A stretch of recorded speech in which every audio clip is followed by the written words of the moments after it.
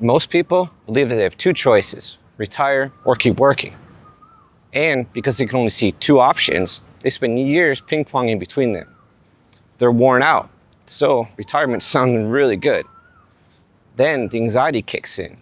Money, identity, what do I actually do on a Wednesday? And they drift back towards work. Same loop on repeat. But here's what no one talks about. There aren't just two options, there's 5. And the reason that you're stuck isn't that you're indecisive, it's that you've been choosing between the wrong two things entirely. In this video, I'm breaking down all 5 paths, who each one is genuinely for, and the real indicators, not just the financial ones, that point you towards the right fit. Because the biggest mistake that I've seen driven people make in their late 50s, early 60s, is jumping straight into full retirement because they're burnt out, when what they actually need is a completely different direction. If you're new here, I'm Jason. I retired early at 39, and at the moment, my wife and I are traveling for 5 months here in Asia. Currently, we're in Kuala Lumpur, Malaysia, and you can see the Petronas Twin Towers behind me. And here's what I couldn't understand. Retirement, it's not a light switch. It's more like a dial, from fully done on one end to fully relaunched on the other. And the most compelling options, well, they sit somewhere in the middle. All right, so let's get into it. But before I walk you through all 5, I want to say something that I think just gets completely lost in every retirement conversation. This decision, it's not just about money. And I know that we've all been told that it is. Save enough, hit the number, then you're free. But I've actually talked to people who hit every single financial target that they set, every one, and they still felt completely lost on the other side. Because, well, the money was never the whole question. The real question is, who are you when the calendar stops being full? And the truth is, most people have never had to answer that. Well, not really. They've never just had to sit with it.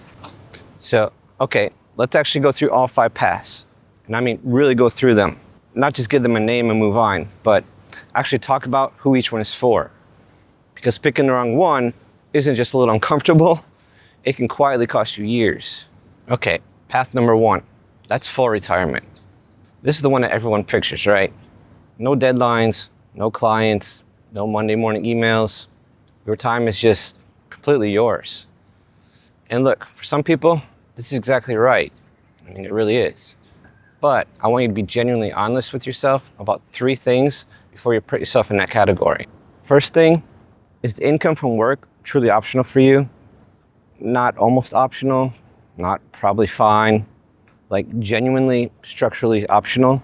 Because there's a real difference between I could probably make it work and I'm actually secure. One of those leads to peace. The other leads to this slow, quiet dread that just sits there. You know what I mean? Second thing, can you actually picture a random Thursday in February? Not a vacation, not the first 6 months where everything feels like a holiday. A normal, unscheduled Thursday about 2 years from now. What does it look like? What are you doing? Who are you even talking to? If that picture's fuzzy, if you can't really see it, that's important information. So don't just brush past that. The third thing, when someone at a dinner party asks you, what do you do? Can you answer that without your job title and not feel like, well, something's been taken from you? Because for a lot of high achievers, and I mean a lot, the career isn't just a job, it's the whole identity. It's how they see themselves. And if you retire before you built a new one, that silence can be genuinely deafening.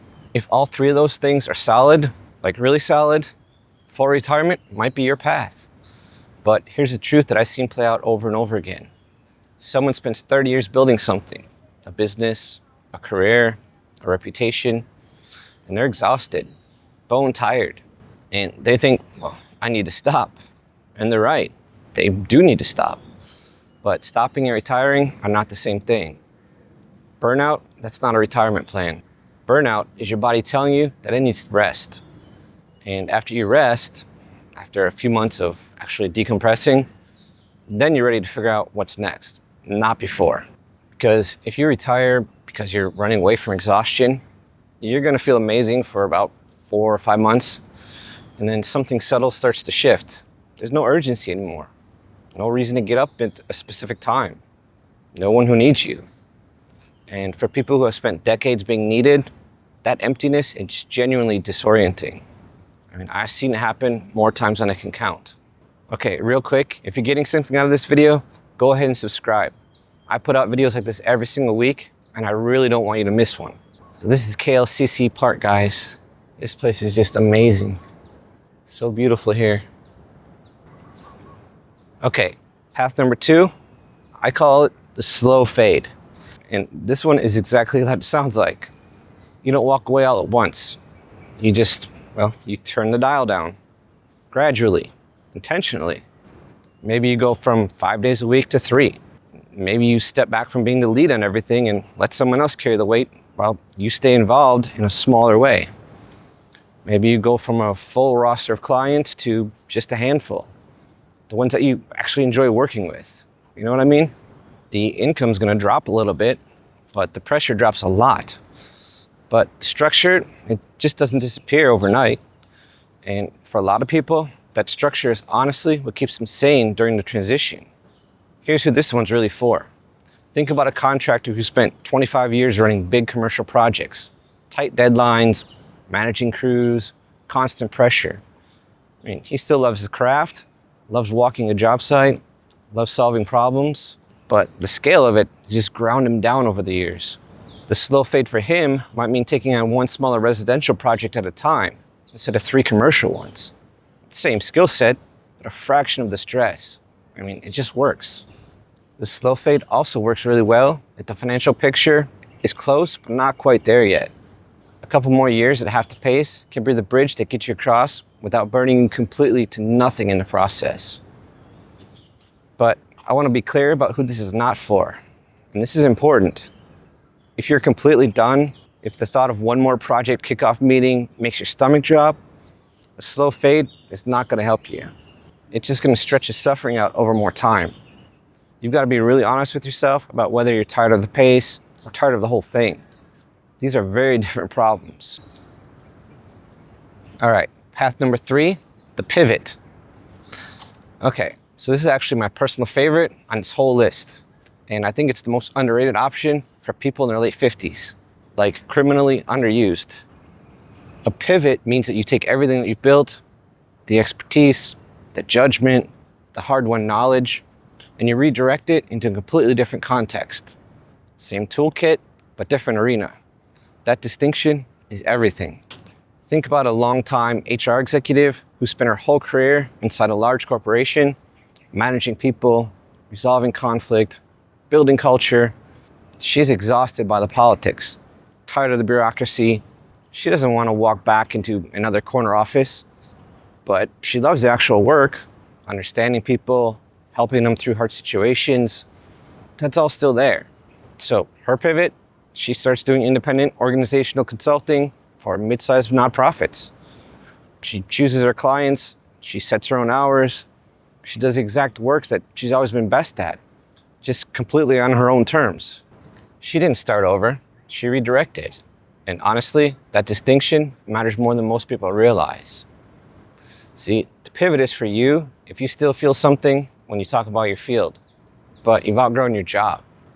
For example, if you love real estate but hate being someone's agent, if you love finance but hate managing a team of 30 people and sitting in budget meetings all day, if there's a gap between loving the discipline and hating the daily reality of how you practice it, that gap, that's your pivot. That gap is telling you something.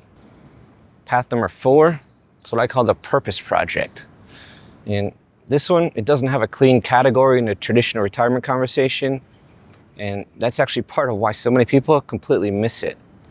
A purpose project is something that lives between a hobby and a career. It has a structure, it has an audience or a purpose behind it. It might even generate some income, but it doesn't have to. What it gives you is engagement and growth, and honestly, just a reason to show up. It's not a job. There's no boss, there's no obligation, but it's not passive either. It asks something of you, and that's exactly the point. Maybe it's writing the book that's been sitting in the back of your mind for 15 years.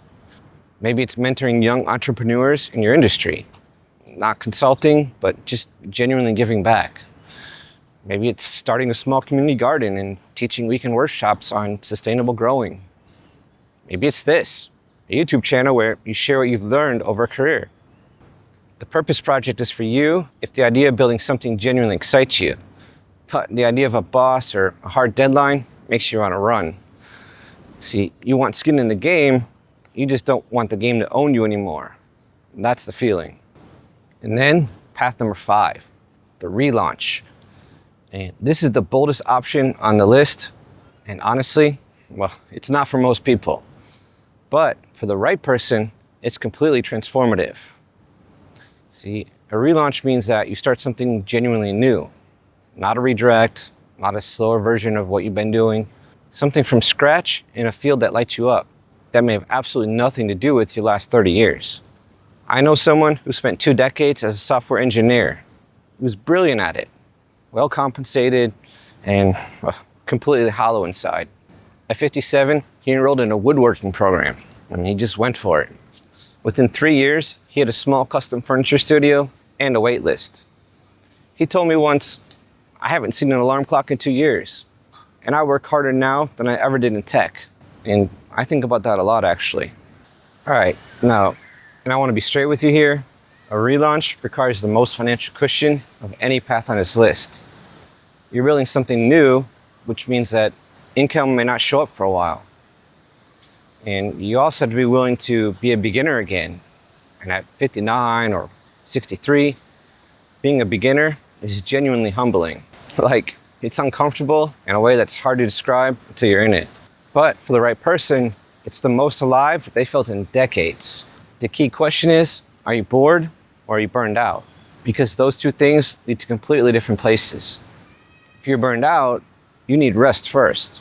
That's it, rest first. But if you're bored, if you're not tired of working, you're tired of this work, and there's something else that's been kind of pulling at you for years, that's your signal. That's the relaunch calling. So how do you actually figure out which path is yours? Well, here are 3 questions. They're simple ones. But if you answer them honestly, and I mean actually honestly, not what sounds good, they'll cut through more confusion than any spreadsheet ever could. Question 1, do you still feel something when you talk about your field? Not your company, not your boss, not your current role, your actual discipline, the subject matter itself. Like, is there still a spark there? If there is, you're probably looking at a slow fade or pivot. If the whole thing just feels dead when you talk about it, you're probably looking at a purpose project or a relaunch.